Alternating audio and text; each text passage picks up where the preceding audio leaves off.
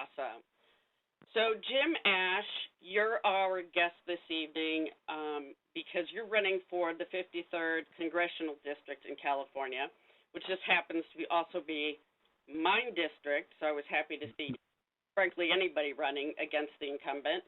And really, let me start with that. We've had Susan Davis for so long. This actually used to be a Republican-held district, and it went away and has been strongly held by Susan Davis, the Democrat, for many moons now.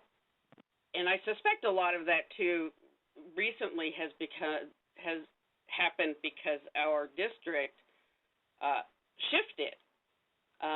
When the redistricting went on, we've now shifted more to the east. So I just want to ask you, because this is something we ask a lot of the grassroots people.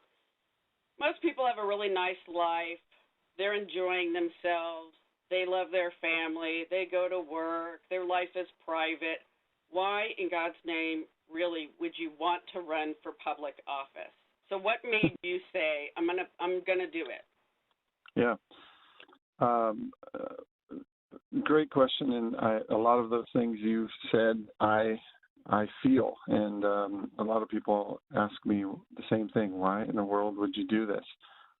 I think in my gut, I have a real fear of how our federal government has progressed, and I mean that in all senses of the word, over the last 8 to 16 years, and I see that our parties, the two parties, have done a very good job of electing party loyalists that will fight more for the parties and their issues than for the people that they represent. And you can see that every day in how votes go on our congressional floors and how inefficient our lawmaking is, and we haven't passed any spending bills in who knows how long on time. So to me, why I got involved was I couldn't sit back and not do anything any longer. I'd been involved in a couple congressional campaigns in 2012 and 2014. Saw those two candidates really not come close to beating Susan Davis, really giving her a run for her money. And what occurred to me, why I think I can compete, one is the last two candidates, their presence was just huge. They're war heroes. Books have been written about them. They're on TV and decorated, all this great war hero stuff. In this district, that's too much. I don't think the majority of the voters that are in the western and central part of this district really relate to that. Sure, it sells really well in East County, but not in the majority of the district. I think a guy like myself that's much closer. I've lived all over the district. And experienced all the communities and economic ups and downs that most people have, probably can be related to a little bit better.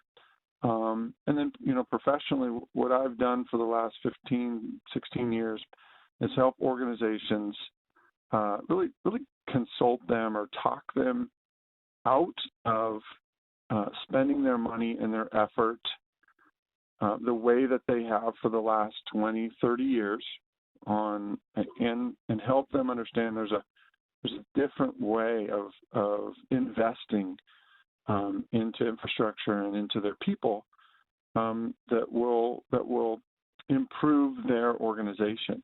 And that's what I've been trying to do with this campaign, is talk to people, talk to voters. They have a precious vote, and they trying to talk to them to vote differently than they have for the last 16 years, for the last eight congressional elections. So I just thought I had a different approach and a different perspective than the typical, Republican versus Democrat election that we've seen the last 2 or 3 times. You bring up a really good point too about really this is one of the most diverse congressional districts. Yeah. I live in North Park. You live in Lemon Grove, and between that, sandwiched between that, is Redwood and City Heights and stuff like that, where you have a lower fiscal demographic than you do, say, in North Park. Sure. So while you're out and you're talking to folks, and because I still see a really strong presence of people trying to pull themselves up by their bootstraps, and mom and pop, businesses out there that are really still struggling in our state. What are you hearing from the people that you talk to that are sandwiched between, this very diverse congressional district? Yeah. And regardless of where they're from and their background, what I hear is just the opportunity to succeed, the opportunity of getting a fair shot at putting their education to work, putting their experience to work. It's not there for them. They don't feel that there's enough opportunity to do that. I got out of college almost 20 years ago, and I worked my way through college, was broke the whole time, but that taught me a lot. You have to work your way up from the bottom, and so there were opportunities for me. But that's a big part of what I hear when I'm talking to potential voters anywhere. The opportunity to better themselves just doesn't appear to be there for them. I also own a small business. It's not my primary way of making money, but I have a small business that I own with my brother. And I can tell you from a business perspective, when we started this business 5 or 6 years ago, we had several paths to grow our business, which was great. Over the last 2 to 3 years, our business has ceased from growing because of really trickle-down effects from Dodd-Frank, I'll say. The business that we have requires us to borrow money, to make an investment, and then it's a property management and investment company. And so we buy foreclosed homes, we fix them up in the community, and we rent them to people. And we've hit a wall of government regulations that have stopped us from growing, and we can't get around it. That means we can't employ people. That means we can't pay people to come and help us with this business. And if I'm feeling that as a small business owner, that has to be just exponential through our entire community, and would it help our entire economy? And it hurts those folks that I was talking about that are trying to get a decent job and make a living. So I think it all comes down, me personally, it comes down to government, too much government involvement and regulation, and not allowing me to run my business the way that I want to or need to in order to grow. What's so frightening about that is, and I hear the same thing when I'm out talking to people, is that back in 2009, one of the things that we heard the most from when we first started the Tea Parties, what we heard the most from small business owners was exactly that. They were afraid. They had a little money in the bank. They were afraid to invest it in people because they didn't know financially what was going to happen. And at that point, we really didn't know beyond how the stimulus bill did anything but. And continue to hear that after, one bad policy after another. So, everybody has a line in the sand. I always say it because there's always an issue with somebody that they say, that's it. I'm going to get up off the couch. I'm going to get involved. Because that is, I can take almost everything else, but that's the issue. What was your issue? I honestly, I don't think I have one like what you're suggesting. I certainly meet candidates. There's another candidate that's running. His issue is the Affordable Care Act, Obamacare. To me, what it is I just see that our Congress has gone way, way, way past what the Constitution allows them to do when appropriating money and making laws. And we've become this government of digging our heels in. That's what I see over the last 8 to 10 years. And for me, I guess what the line in the sand is that if that continues, I'll die in 30 or 40 years, and I'll be okay. My kids and grandkids, if this continues, I don't know what the heck is going to happen. So to me, it's a bigger picture than a single issue. It really is. It's more we need people that realize what I just said. This is my opinion. That our federal government has reached a point where it has become less efficient, and our money, the federal government's money, is going to run out within 20 to 30 years if we don't fix it. Meaning that we're spending the majority of our money on entitlements and on interest on loans or on bonds. So I don't understand. Right? I mean, for me, that's it. Why are our elected officials not fixing that? It's hard. It's very unpopular. It's going to be painful for everybody in this country. It's going to be a lot more painful if we see a giant, crash of our country's financial system. And so that, to me, what it is, I think it's bigger picture. It's not one single issue. And we would agree with that at the Tea Party that, we have had so many examples in the last 8 years of what sort of giving away the farm has happened. Spain, Portugal, Greece, Italy, Yep. The UK, add country here. And one of the things that never seems to change yet is that, and has only gotten worse that we've seen during this current administration, is the lack of political will. I just love those words. Yeah.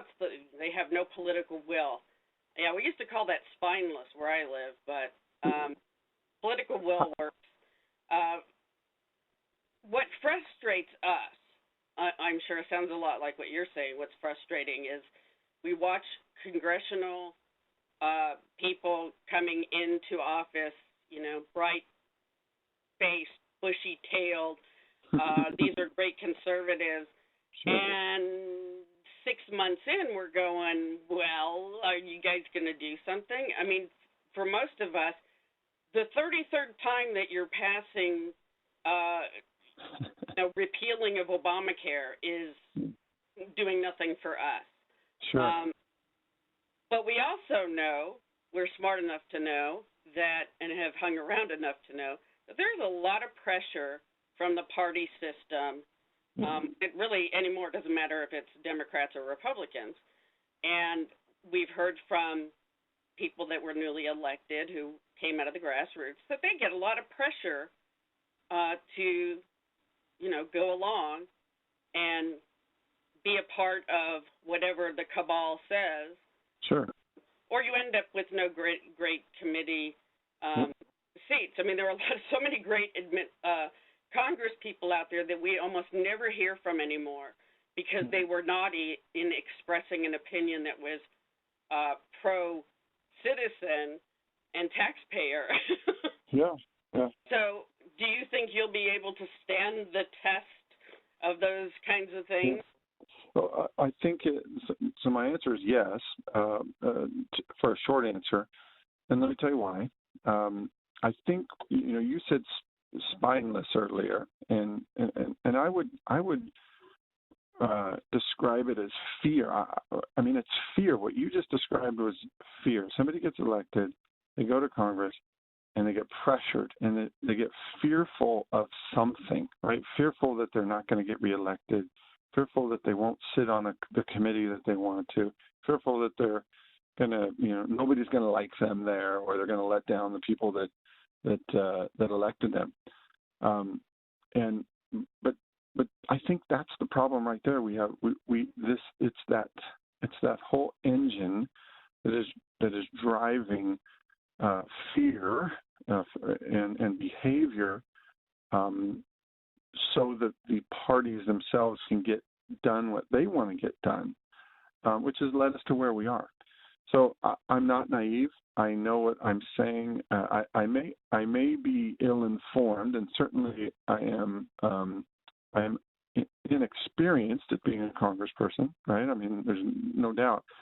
But I'm not fearful that if I get there and I don't accomplish anything, and I don't get elected because of my attitude, that's not why I'm doing this. I'm not trying to get elected so I can go there for 15 years and do Jim Ash's revolution, right? I mean, I'm doing this because I think that there needs to be awareness. There needs to be more awareness about the status of our Congress, and regular people like me who didn't pay attention to politics the majority of their life now understand and want to do something about it. And if there's enough of me across this nation that are willing to give up 2 or 4 or 6 years of their lives, that's it. Maybe in 15 or 20 years we can make a difference. This problem's not going away in 2 years, right? I mean, this is going to take decades to reverse, and we got to start somewhere. And I don't think we're going to fix it by continuing to elect the same people the same type of people that we've elected over the last 10 or 20 years. Absolutely. So that, to me, that's what it is. And again, it's going to be tough for me or anybody to get elected in the 53rd district as long as Susan Davis is there. But if through an interview like this, or through an article that somebody reads, or somebody hears me talk, and I hear people they always say, I would love to run for Congress. I just don't know what to do. Well, maybe I can tell them what to do, and they might have a better shot at it. So the reason I'm not sure I'm going to be totally effective in my first 2 years, but I'm certainly going to do my best to let people know that they can get involved and compete. That's a big goal of my campaign.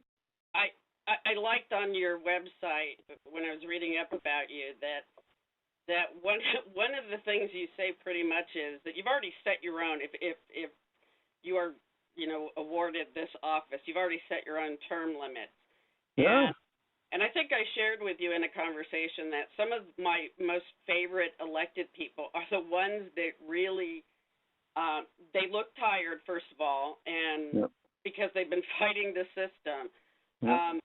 But they also say, oh my God, I don't want to be there.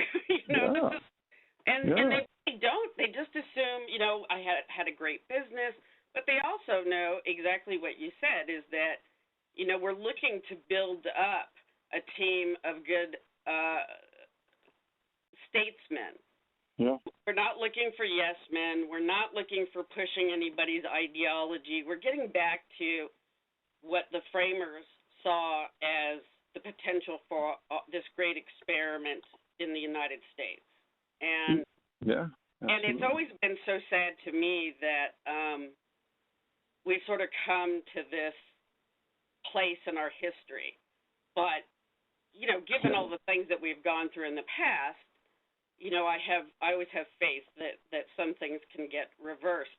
I do want to talk about how you feel about a couple of big issues because people don't know you, and you're a Sure. grassroots candidate, which means Yep.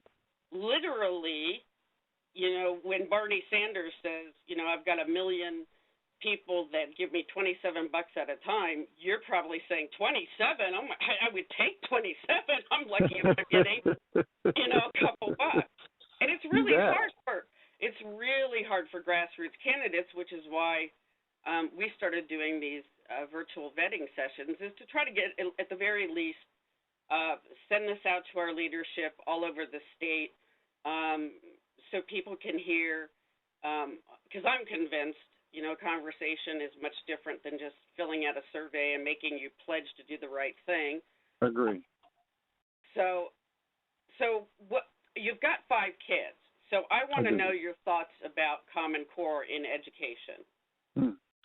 Yeah, I think at the very highest level, I don't, and I don't know if you're gonna like this answer or not. At the high level, but hear me out. At the highest level, I don't think that our federal government should be defining education requirements, and maybe not even involved at all whatsoever in the education system, period. But that being said, there is money there, and it does need to, our states and our counties and our local schools, they do need funding without a doubt. All my 5 kids go to public school, and they need funding. So I'll say that Common Core, I will say one thing, and I've watched it for all my 5 kids. It has changed the way that they interact with people and with me, and it has changed their the way they speak to people. It made them more analytical. They ask why more. They want to know, the reason behind things, right? Like I'll tell my daughter, no, you can't do that. Well, why not? And I tell her, well, you may be able to ask those, why in school, but at home you listen to your dad. You don't get to ask why. But I mean, that is definitely a change in a way from before. But I think that as a father around Common Core, I vote and elect folks to a school board, and I believe that school board represents its community, and they should decide what curriculum is going to be instituted in that school district. Having a higher, more common educational system that's really, I think, based more on test results, from what I can see, is the wrong approach. I want to make the decisions for my children's education, and I do that right now either by paying for them to go to a school or voting for my school district board members, and hopefully that is more in line with what, at least I have a say in it. I think that we've had a lot of the say in our public school education of our children taken away over the last 3 years with Common Core. Yeah, we would definitely say that as well. And really, the reality is that even if you talk to anybody in California who currently has children in school, I always kind of say, well, wait till it's fully implemented. You're really going to love it. When I look at places like North Carolina that has fully implemented it, it's I definitely, and I would say most of the people I work with, agree that the federal government should not have any say. Bring that money back home. We will decide as a state how to approach it. California used to have one of the best standards in education, which was one of the biggest draws to the state once upon a time. And so it's always sad to see it changed. And kids are getting dumbed down, not to mention they have, ideologies pressed on them that, far beyond what I have so much I could say about Common Core, and I'm not going to because this is about you. The other thing that's kind of the big bull in the room that nobody wants to talk about on either side of the aisle, but we experience so much of this in our state because we are a border state. Not to mention that where I live, I'm 15 minutes from the Mexican border. Sure. So I want to ask your impressions of how you see Congress mishandle or handle well illegal immigration as a policy issue. How they have, or how what I feel? Yeah. What do you, okay. Any of the above. I mean, I know what they've done, but, you know, your perspective, I would love to hear your perspective. Yeah. I think, you know, to me, there's three things really, right? And they've all been jammed together in California. And I know this is bothered in California, but, you know, I grew up in the Central Valley in a little town called Manteca. And, you know, 40 years ago, we were a farm town, right? I mean, it was almonds and it was dairy and whatever else they decided to grow in the fields.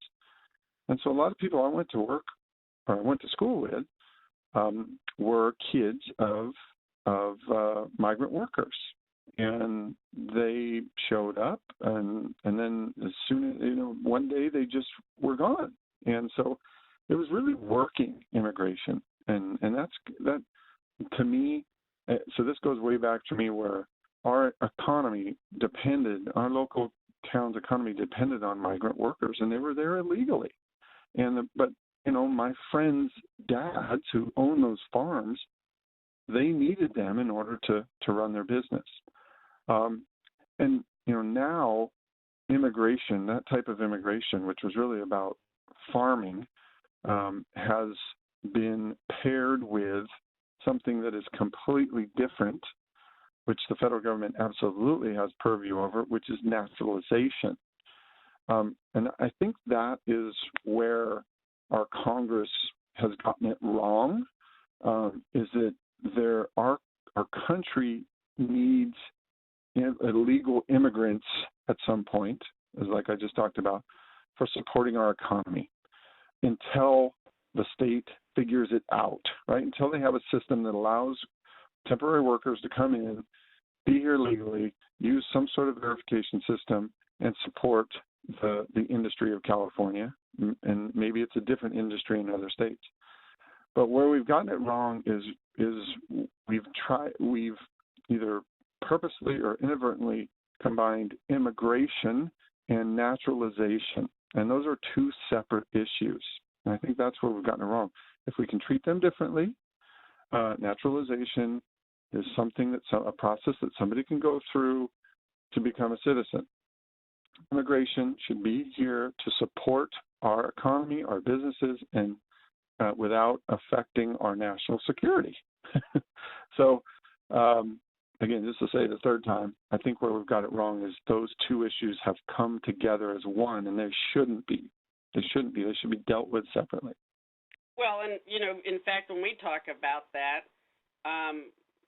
you know, it's interesting to me that, you know, for us in the Tea Party, especially in California, we don't have this whole attitude or say, you know, it's all about the border and getting a wall up, because frankly, the wall for us exists.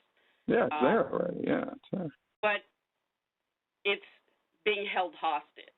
You know, yeah. You don't ever have to deal with it as long as the wall's never built. You know, so yeah. But we see, and we have so many leaders that I work with in Central Valley and farmers, and so we see exactly what you saw. We see that, you know, the guest worker program has either been left off to the side to completely fall away, you know, and isn't helping anybody. Right. So, or it's gotten to the point where the responsibility to enforce the state or the federal government immigration policies is falling upon the rancher or the farmer, and they can be held accountable. And Oh, that's absolutely. not right. They're You know, not. They're not immigration agents. So well, and E-Verify we thought was such a great thing, and then you start talking to people who yeah, are, um, very well versed, and you start going, wait a minute, okay, so there's holes in the system, and this can be yeah, bad.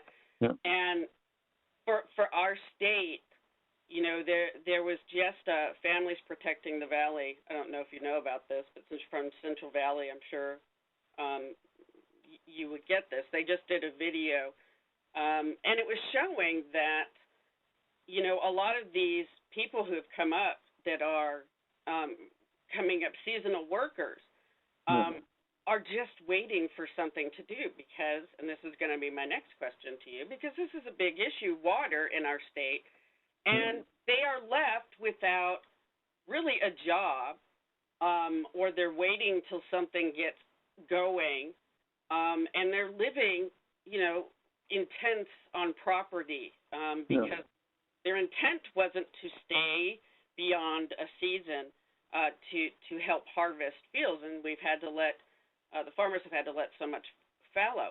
So we know in our state water policy stinks from a federal government perspective. I mean, it's bad enough what the state does to us, but the regulations and the intrusiveness of the federal government on water has become really devastating for our state. And now it is a big deal. There's water policy committees. There is a Democrat congressman from California that is chair of that. You grew up in the Central Valley. What do you feel about what you see happening? yeah. I think it's it's a terribly complicated issue that goes back 100 years or whenever the first water rights were given throughout the state. Actually, I am actually going to interrupt you on that one. Almost every person I've ever talked to about this issue has always started off with, it's a very complicated issue. And I know, the Families Protecting the Valley know, it isn't. It means the difference between fallowed fields, being able to decide for yourself what you get to plant if you want to make any money. Sure. I get that we're talking about from the time anybody decided, wow, let's build a city in the middle of the desert and let's pray that it'll just keep raining. California is one of those states that really did saw the federal government help legitimize water wars that were going on back in the day in the state, because they came in and took over parts of that argument. But what do you think? I'm sure you read the stuff that the EPA says. You see stuff that is coming out of federal government or even our state government about water. 2 years ago, you had to vote on it. What do you see as the federal government's part that they play in this? So, obviously they have direct involvement in the majority of the water that's supplied to Southern California through the Colorado River, right? They negotiated basically I don't know if treaty is the right word, but down to the exact amount of millions and millions of cubic feet of water that 7 states get as the Colorado River empties down into as it empties out into California. And then that all gets divided up and I'll disagree with you, in a complex set of contracts that allows farmers and cities to divide up those 7 million cubic feet or whatever it is we get as the lower watershed part of the Colorado River. So at a federal level, they're involved, and it was a bad involvement there. there's no way, I don't know how they ever thought they were going to guarantee all that water is going to continue to come in for decades and decades and decades. So it's, to me, their involvement, obviously because it crosses state borders, it's relevant because they do have purview over interstate commerce or interstate relations, I guess is the right way to put it. But I was watching a few months ago. I was watching C-SPAN in the morning, and there was some people on discussing the oh my goodness, what was it? The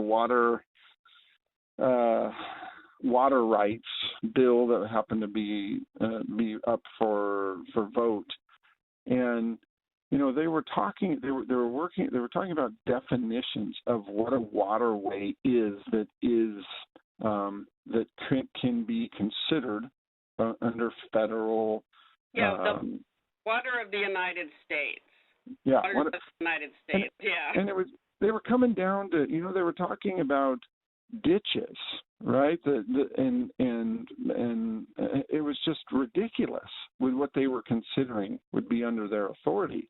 Yes, and I believe it was the EPA that was trying to decide, trying to tell that this was something that was under their authority. And it shouldn't be. It shouldn't be whatsoever. I mean, it's, but and what that turns into is what we've seen in California is just the flushing out of millions and millions and millions, if not billions, of gallons of water to protect an endangered species, or to do whatever is protecting the environment, and not allowing our farmers and the people that require the water to continue their family businesses. And what that eventually ends up doing is hurting California's economy and the tax revenue and people's jobs and the ability for these immigrant workers to come and make a living and support their families.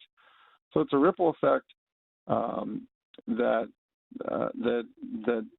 I don't know. I don't know how far deep the federal government should go. I don't think I have a good answer for you on that one. Well, I'm glad to hear that. Because, there are a lot of people that want to sort of fudge that. There are a lot of people that probably aren't nearly as aware of the hand the federal government plays in this currently as you do. We find ourselves, really in California, we have the northern part of the state sort of versus the southern part of the state. Sure. And they get it more in the northern part of the state. Because they're not part of that deal where, manna from heaven or water just miraculously appears. Yeah. They're relying on, the snowpack. But we've always said that California is such a wonderful proving ground for people that want to get into public office because, as I tell my dad, this is job security for a policy wonk like myself. When you live in the land of absolutely some of the dumbest liberal policy ever created, it really, I think, gives people who even just live in the state an awareness of policy in a way that maybe other parts of the country they don't have. Sure. Usually when people say they want to go to Congress and help, they usually feel like when they're talking to us, like they're on sort of a mission. And they've had to envelop their family into this because this is a big deal.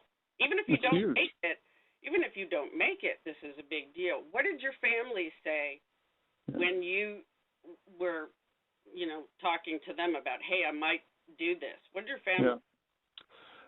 It wasn't a overnight decision for me. When I back in 2011, we were introduced to Nick Popovich, who I would have been proud if he would have gotten elected and represented me. And he ran against Susan Davis, and we poured our guts into that campaign, and we learned a lot about campaigning and a lot about what not to do as much as what to do.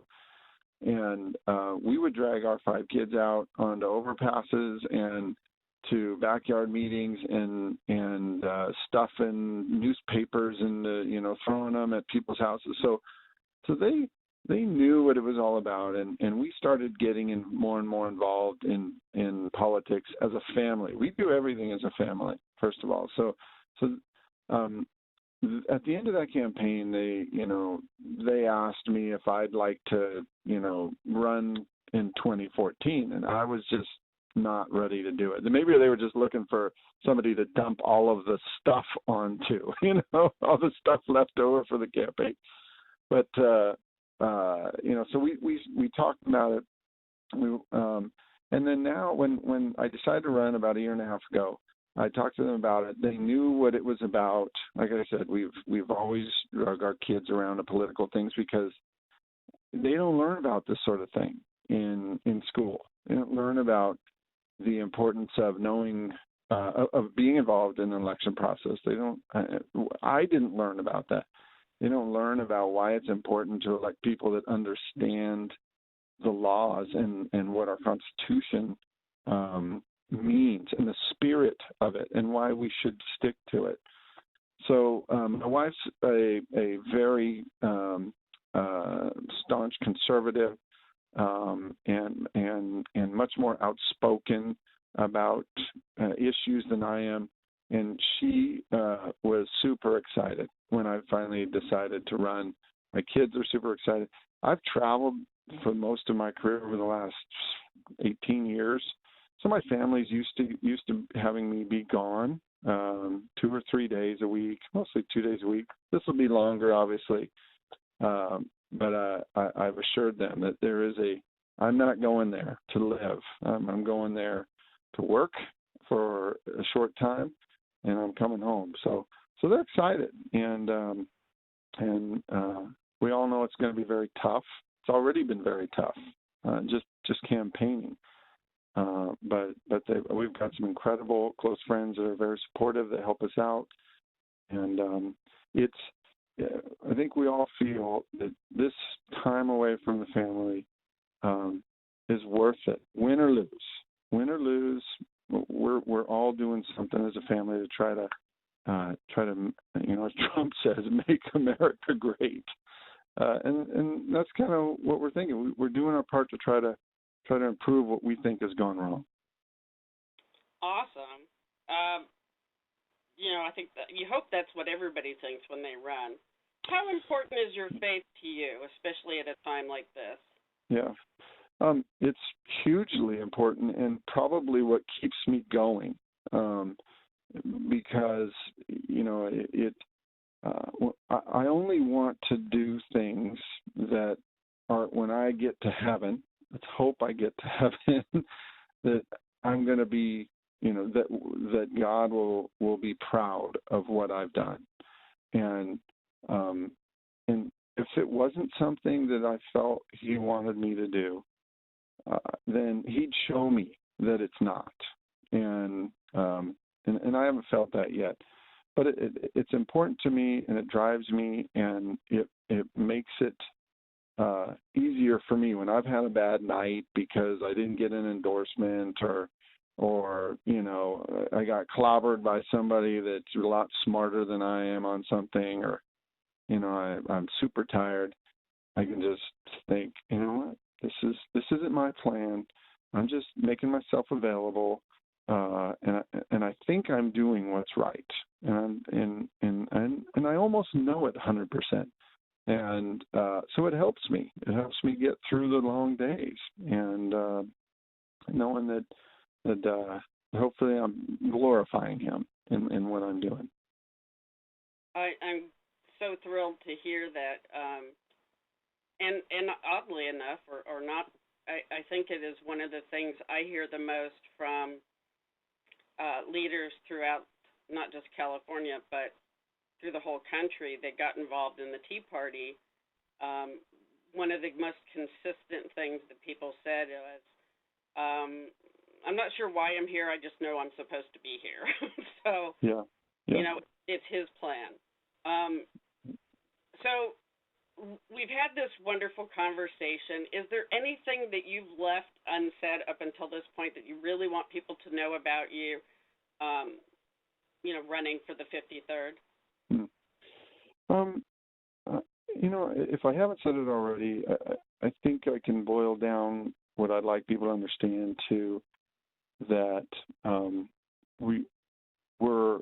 our system has been failing us because we have too far left and too far right, if that's the right way to put it, or too loyal to party interests representing us, and it's a self-promoting process, and I'm not going to be part of that. If I lose because of that, fine. At least I tried, and people have decided that they're going to vote for the system as it is today. I'm not going to be part of that system. But what I would like people to know is that there are a lot of good people out there that feel the same way I do, and they don't get attention. They don't get momentum because they're not following the rules of their Democratic Party or their Republican Party leadership. And that is the biggest thing I want people to know, not just about me, but about the process and about other candidates. Really have people just need to spend 5 minutes on a candidate, see who their endorsements are, see where they're getting their money from, and use that as a decision-making process instead of a slate or a recommendation from a particular party. That's what I'm trying to raise awareness of and run on. That's what I'd like people to know. This has been one of the interesting things, I think, of this election season, as it were. The presidential race has really shone a light on the system. And people are learning for the first time that, it is rigged. And it's not set up to be as, open and that just having an R after your name or a D after your name doesn't give you great hope of, possibly deciding who moves forward. Right. That's been good because I think people need to understand, especially when, they have the opportunity to get involved in, quote unquote, the process, that, we need people all through the process. That's why things stink. If you want to know why you get crappy candidates from your political system, look who's leading the show or funding it. I'll tell you a story right along those lines. And so it was never my intention. I've never put my focus into winning a county or city or blah, blah, blah, whatever group endorsement, because that's failed in the past. Those endorsements have amounted to losses to Susan Davis opponents over the last several elections. So I wanted to take a different approach. But I'll tell you a story. I was at a meeting speaking to I was at Denny's. I was at a Denny's last week speaking to about 30 people about my candidacy. And there was also, after I was speaking, there were some people there that were running for the Central Committee, the Republican Central Committee, and there's 6 or 7 of them there. And, I quickly learned when I started running that this is a pay-to-win system for elections. It's a pay-to-win system. And that was the first thing that totally disgusted me. But it's true. But there was this one gentleman, he got up, and he's been on the Central Committee for many years. I forget how many. And he stood up there and he said, as Central Committee member, one of the things, our most important job is to evaluate candidates. And one of the number one things that we evaluate candidates on is their ability to raise lots of money. And he mentioned one other thing, and he finished. And I wish that everybody heard that, right? I mean, that means that perpetuates the problem right there. That means if you're not rich and you can't donate a whole bunch of money, or you don't have a bunch of rich friends that can donate a bunch of money to you, or you don't have the contacts to go downtown or find all the political action committees, you're not going to get a major party endorsement. The only way you're going to get a major party endorsement is that number one thing is if you can raise lots of money somewhere, somehow. And I admit that it is important, but it doesn't make it right. And people need to understand that when they look at an endorsement card from a party, that is the major part of why they're endorsing that person, is because they have money. And I find that totally disappointing and limiting to who can run for office. And that's sad for all of us. Well, absolutely. I like the fact that you don't have blinders on, and that you've learned some of the hardest lessons. Because that's, I think, once the light's been, shines on some of these things, that's when we have the opportunity to really change them. Bring it out of the dark into the light, and let's make it all better and work stronger and not harder. So I'm going to close out our conversation, but Sure. It has been an absolute pleasure to talk to you, especially since I know you're traveling on business, so I appreciate you doing this while you're away from home. Of course.